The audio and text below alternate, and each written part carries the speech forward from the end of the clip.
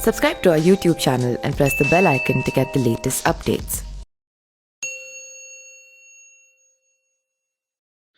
नमस्कार, मैं पिंटू सिंह यादव आप सभी का स्वागत करते हैं न्यूज लाइव में। दोस्तों, 2022 के उत्तर प्रदेश के विधानसभा चुनाव को लेकर जिस तरीके से सरगर्मियां चल रही है, उसके बाद से सियासी दल अपना अपना पासा फेंकना शुरू कर दिए हैं। तो वहीं कई सारी राजनीतिक पार्टियां, जैसे कि बीजेपी की बात कर लें, बीएसपी की बात कर लें, कांग्रेस की बात कर लें, आम आदमी पार्टी की बात कर लें या फिर समाजवादी पार्टी की बात कर लें, तमाम लोग जो हैं वो अपने अपने लिस्ट को जारी करना शुरू कर दिए हैं और वो कैंडिडेट बता रहे हैं कि आखिरकार इस क्षेत्र से कौन कौन चुनाव लड़ेगा। लेकिन कई सारे ऐसे सीट्स हैं जो हॉट सीट कही जाती है, जिनकी गूंज पूरे उत्तर प्रदेश में होती रहती है, लेकिन उसको लेकर अभी तक फैसला नहीं हुआ है। और इसी कड़ी में एक सीट की काफ़ी ज़्यादा चर्चा हो रही है और वो कोई और सीट नहीं बल्कि मऊ से 5 बार के विधायक रहने वाले बांदा जेल में बंद बाहुबली मुख्तार अंसारी के बेटे वाली सीट, यानी कि जिस सीट से उनके बेटे चुनाव लड़ते हैं, घोसी विधानसभा सीट।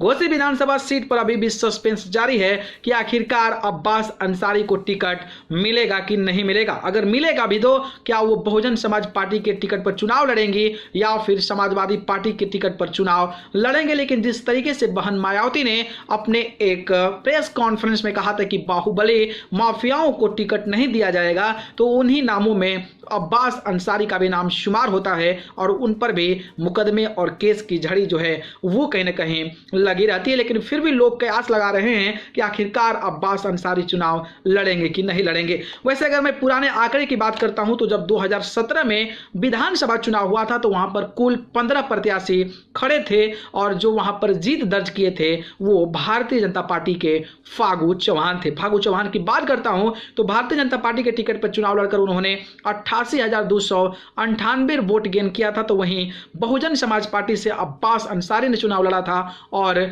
फागू चौहान को कड़ी टक्कर दी थी और उन्होंने 81,295 यानी लगभग 7,000 वोटों से उन्हें हार का सामना करना पड़ा। तो वहीं सुधाकर सिंह जो कि समाजवादी पार्टी के पहले विधायक रह चुके थे, वो समाजवादी पार्टी से चुनाव लड़े थे तो उनको 59,256 मिले। विवेक राय जो कि भाजपा के थे उनको 2,285 और कांग्रेस ने अपना प्रत्याशी नहीं उतारा था। फागू चौहान को बिहार का राज्यपाल बना दिया गया। इसके बाद जब उपचुनाव हुआ तो उपचुनाव में विजय राजभर भाजपा से चुनाव लड़ते हैं और 68,371 वोट पाते हैं। तो वहीं अगर मैं बात करता हूं तो सुधाकर सिंह जो कि समाजवादी पार्टी समर्थित निर्दल विधायक मैदान में उतरते हैं और वो लगभग 66,598 यानी कि 2-3 हजार वोट से वो चुनाव हारते हैं। और इसके अलावा मैं अब्दुल कयूम जो बसपा से चुनाव लड़ते हैं वो 50,775 वोट पाते हैं। तो राम मंगल यादव जो कांग्रेस से चुनाव लड़ते हैं 11,624 वोट पाते हैं। तो अब सवाल ये उठता है कि क्या इस बार उपचुनाव में दूसरे नंबर पर रहने वाली समाजवादी पार्टी से अगर Abbas Ansari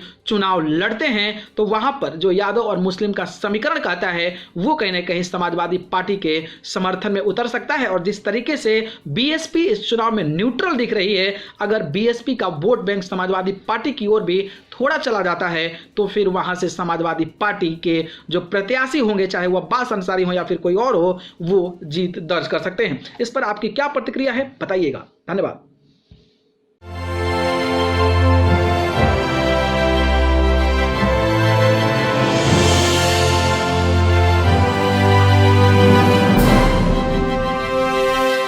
Subscribe to our YouTube channel and press the bell icon to get the latest updates.